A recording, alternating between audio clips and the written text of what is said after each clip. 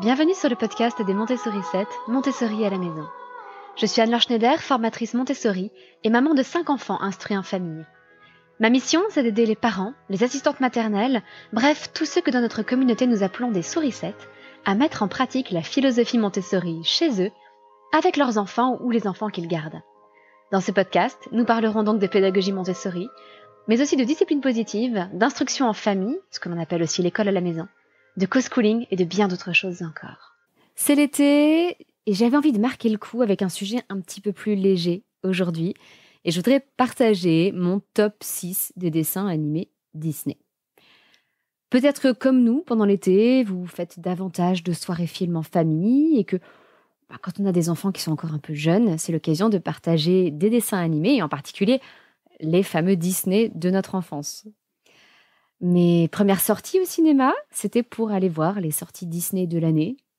Je suis allée voir Aladdin, Le Roi Lion, Le Bossu de Notre-Dame. Alors, je me date peut-être un petit peu là, mais il y a de fortes chances que vous aussi, vous ayez connu ça, l'anticipation de la sortie du nouveau Disney.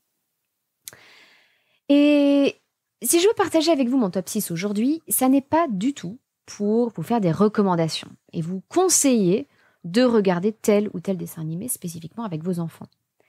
Vous allez me dire, c'est bizarre, c'est quand même le but d'un top 6. Non, là, ce que je voudrais vraiment faire, c'est surtout ouvrir la conversation. Parce que ces choix que je vais partager avec vous sont extrêmement personnels. Ça, vous allez le voir. Et je voudrais surtout vous aider à identifier, dans ces dessins animés que vous aimez, ce que vous aimez dedans et ce que vous avez envie, en fait, de partager avec vos enfants. Donc, ça va rester une conversation très légère.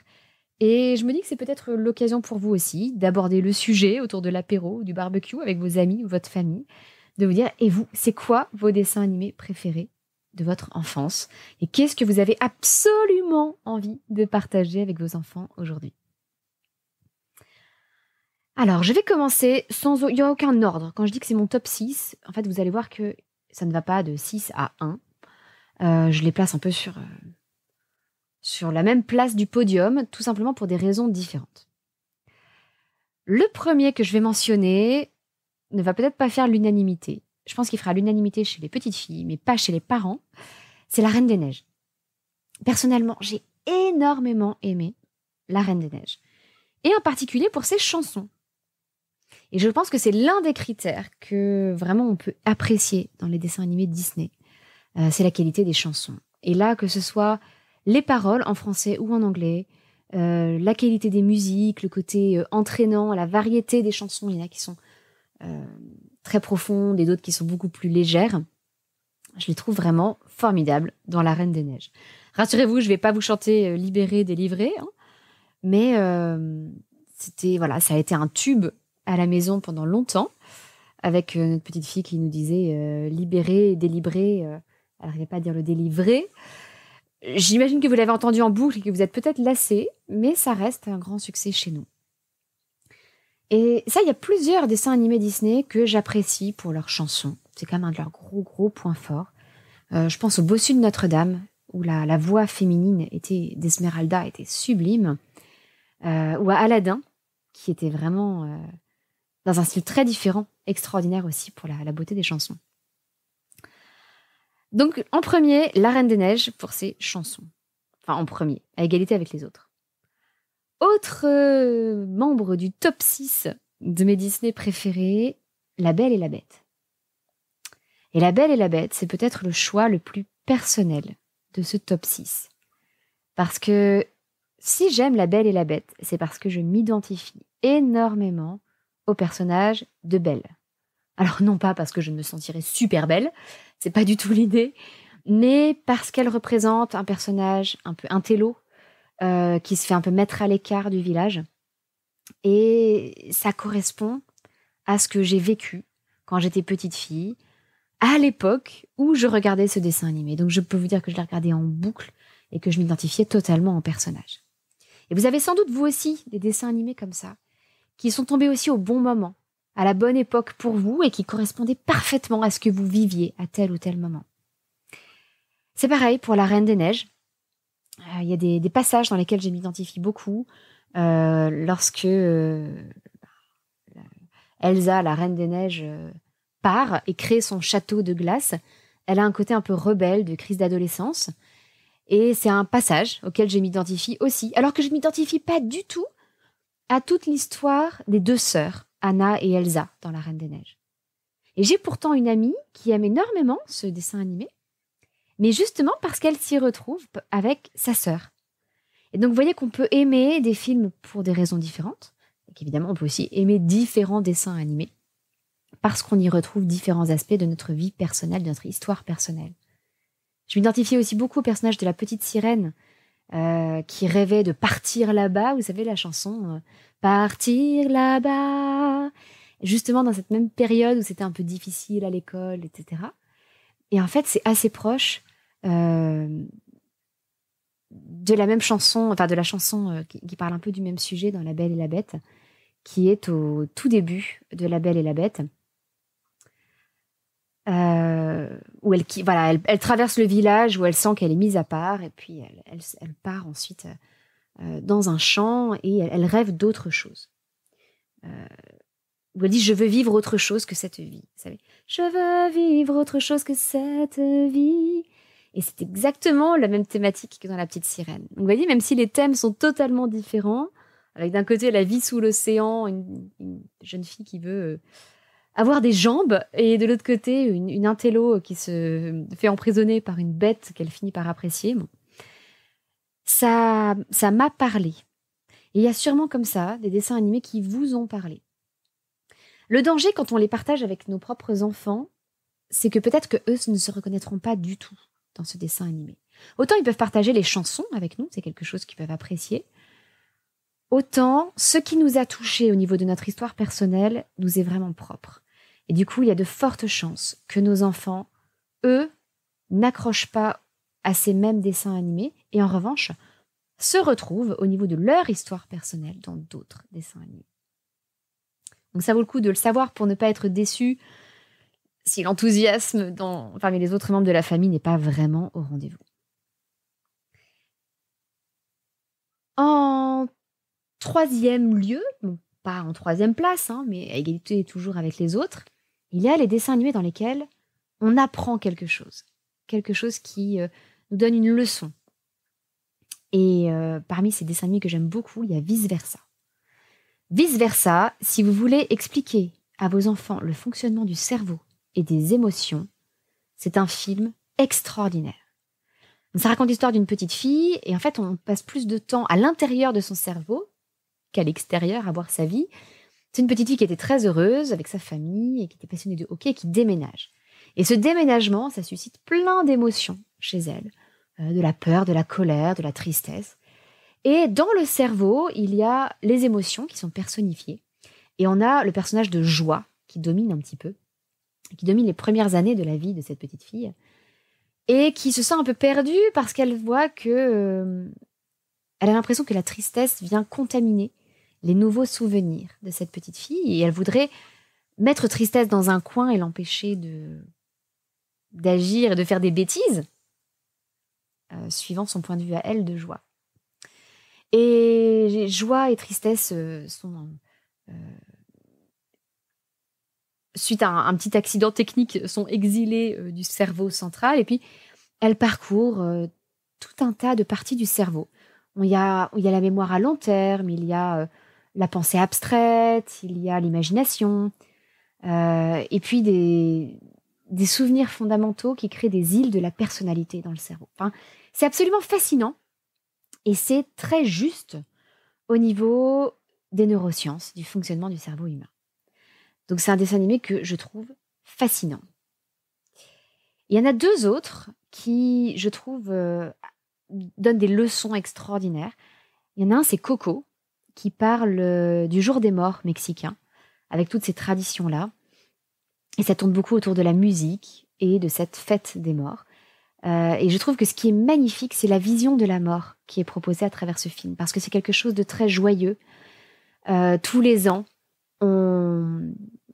suivant cette tradition du jour des morts, on fait un autel avec des offrandes sur lesquelles on pose la photo de chacun des membres de la famille qui est décédé. Et dans le film, on voit les personnages qui sont morts et qui ne peuvent revenir sur la terre des vivants que si on a mis leurs photos sur l'autel et à ce moment-là, ils viennent partager une soirée, une nuit, une journée et une nuit de fête avec les membres de leur famille qui se souviennent d'eux. Et c'est un film donc, qui parle de la mort et qui pourtant dégage une joie de vivre extraordinaire. Les musiques sont belles, les dessins sont magnifiques, c'est coloré, c'est dansant, Voilà, c'est un très beau film à regarder pour aborder la mort avec ses enfants. Et le troisième film dont je vous parlais, c'est Encanto, la fantastique famille Madrigal, qui parle davantage des talents de chacun et du fait que chacun dans une famille a sa place et a son rôle à jouer dans la famille, a quelque chose à apporter à la famille. Donc c'est là aussi une très belle leçon. Donc il y a des films comme ça où on apprend des choses. On apprend des choses au niveau des relations des compétences socio-émotionnelles. Et en même temps, là aussi, comme pour les dessins animés qui résonnent avec votre histoire personnelle, je voudrais vous mettre en garde. Parce que ces dessins animés-là, je n'ai pas vérifié au box-office s'ils ont été plus ou moins populaires que les autres. Mais j'ai le sentiment qu'en général, ils plaisent moins aux enfants. Parce qu'il y a un côté un peu didactique. Dans Vice Versa, il n'y a pas vraiment d'histoire pleine d'aventures. Les aventures ne sont pas extraordinaires. Les chansons sont pas... Je ne crois même pas qu'il y ait de chansons, à peine. Il y a une micro-chanson à un moment, mais il n'y a pas de chanson. Il n'y a pas de petits compagnons. Vous savez, souvent dans les dessins animés Disney, il y a un petit compagnon rigolo, un petit animal. Là, c'est pas vraiment le cas. Un petit peu, mais avec Boing Boing, mais pas tant que ça. Et du coup, les enfants ont moins de choses auxquelles ils peuvent s'accrocher. En général, ce qui fait le succès des dessins animés Disney, c'est beaucoup les chansons et l'humour. Et là, il y en a moins. Donc, même s'il y a plus à y apprendre, il est possible que ça plaise moins aux enfants. Et je pense que c'est une bonne chose à savoir. Quand on veut partager ce genre de film comme Vice Versa, Coco ou Encanto, se dire que peut-être il n'y aura pas un enthousiasme extraordinaire. Peut-être que si, mais peut-être que non. Et que c'est pas forcément très grave, parce que là, le but qu'on peut avoir en partageant ces dessins animés avec nos enfants, c'est de leur expliquer des choses, de leur présenter des choses, qu'ils apprennent de nouvelles choses et de nouvelles compétences.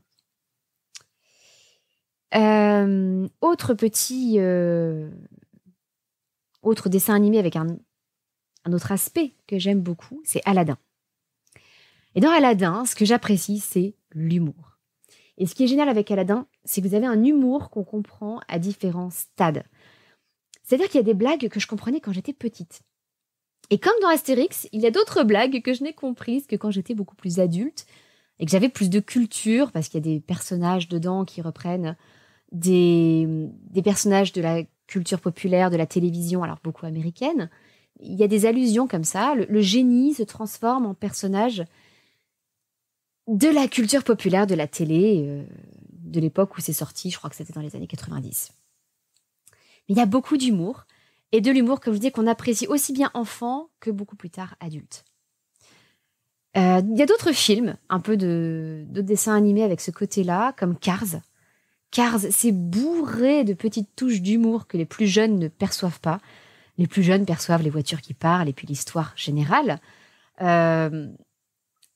Mais par exemple, à un moment, on voit les voitures qui se rendent au circuit de course, les voitures qui sont spectatrices, et vous avez les toilettes. Et on a les voitures masculines qui vont aux toilettes des hommes et qui rentrent et sortent, ça va très vite. Et vous avez les toilettes des filles, avec toutes les voitures féminines qui vont aux toilettes des femmes, avec une longue file d'attente. Et ça, c'est quelque chose que les tout petits, à 4-5 ans, ne voient pas, ne remarquent même pas. Mais pour les adultes, c'est rigolo, parce qu'on se dit effectivement, devant les toilettes des femmes, il y a souvent beaucoup plus d'attente que devant les toilettes des hommes. Donc il y a plein de petites traits d'humour comme ça que j'apprécie beaucoup. Donc je récapitule un peu depuis le début. Dans mon top 6, il y avait La Reine des Neiges pour ses chansons, La Belle et la Bête, parce que ça résonnait avec mon histoire personnelle, Vice Versa, parce qu'on y apprend des choses fascinantes, Aladdin pour son humour, 5e dessin animé, Mulan. Et dans Mulan, ce que j'aime, ce sont les valeurs qu'on y transmet. Mulan, c'est un film magnifique qui parle d'une jeune femme en Chine, à une époque médiévale. Et son père, alors elle est un peu rebelle, elle n'arrive pas à se marier parce qu'elle est trop farfelue, trop tête en l'air, pas hyper féminine. Et un jour, son père est appelé à l'armée. Sauf qu'il est très âgé et elle se rend compte que s'il part à l'armée pour la guerre, il va mourir. Et donc, elle décide de se déguiser en homme et de partir à sa place. Et c'est toute cette histoire où elle découvre son propre potentiel, elle s'améliore, elle persévère au début dans le camp d'entraînement avant de partir à la guerre. Elle est lamentable. Elle est la plus mauvaise de tous. Mais elle persévère, et elle persévère, et elle persévère. Et à un moment donné, à force de persévérance, elle dépasse tout le monde. Et elle entraîne les autres à sa suite. Donc c'est un film qui parle de dévouement, puisqu'elle se sacrifie à la place de son père, d'amour filial. C'est un film qui parle de persévérance, qui parle de courage. Et à la fin du film, désolée pour le spoiler, le général, qui est un très jeune général, revient dans la maison de Mulan et vient demander sa main. Et c'est un film qui est assez extraordinaire parce que pour une fois, c'est pas une histoire de prince et de princesse. C'est un général qui est impressionné par une jeune femme, mais par son courage et par sa persévérance. Il n'est pas impressionné par sa beauté. Pourtant elle est belle. Il n'est pas impressionné par des aspects très superficiels et extérieurs. Il est impressionné par ses qualités intérieures. Donc je trouve que c'est quelque chose de très très beau. C'est un petit peu pareil aussi dans La Reine des Neiges. C'est un autre film où on apprend des choses au niveau des valeurs. Parce que pour la première fois, une des premières fois, je pense, dans l'histoire de Disney, il y a une histoire d'amour qui commence bien avec un prince qui se déclare et qui demande Anna, la princesse Anna, en mariage. Sauf que ce prince, c'est un... Je vais essayer de rester poli pour ce podcast. Je vais le dire comme ça. C'est un empaffé.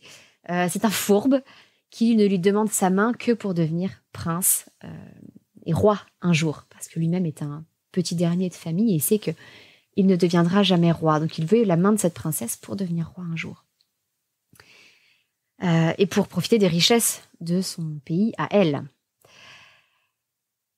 Et la princesse Anna finit par se rendre compte de l'hypocrisie de ce prince et par tomber amoureuse d'un autre jeune homme qui, lui, n'est pas riche, mais qui a des qualités intérieures.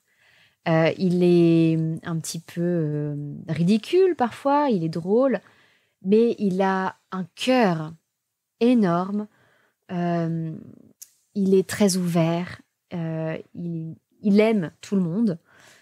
C'est quelqu'un qui a des qualités de cœur vraiment profondes. Donc là aussi, je trouve que dans La Reine des Neiges, il y a de belles valeurs qui sont transmises. Un autre dessin animé que je trouve encore de belles valeurs, c'est Rebelle, qui parle là aussi un peu d'émancipation féminine. Rebelle parle d'une Écossaise, une princesse écossaise qui refuse de se marier parce qu'elle veut garder son indépendance. Elle a une chevelure rousse flamboyante qui est gigantesque, indomptable. Et voilà, elle veut garder son indépendance. Et le dessin animé repose sur l'attachement familial et le courage, là encore. Donc ce sont des valeurs qui, pour moi, personnellement, sont importantes. Vous en aurez peut-être d'autres qui sont plus importantes pour vous.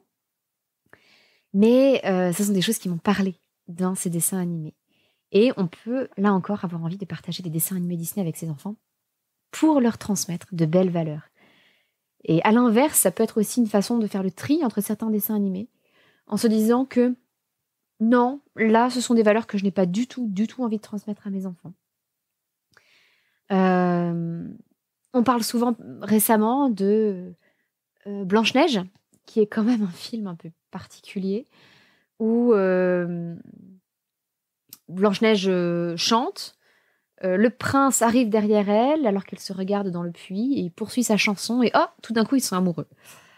Et puis suite au sortilège de la méchante sorcière, elle est endormie et le prince l'embrasse, la réveille et elle part sur le cheval du prince. Ils se marièrent et eurent beaucoup d'enfants.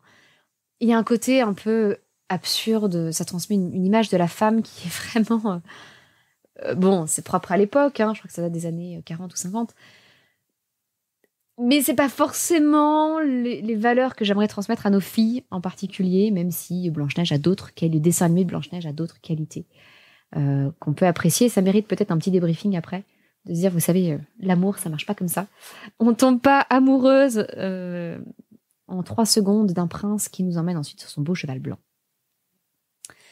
On parle aussi beaucoup de La Belle et la Bête et du syndrome de Stockholm en se disant, mais après tout, la belle, elle est enfermée par une bête et elle finit par en tomber amoureuse, mais c'est seulement le syndrome de Stockholm.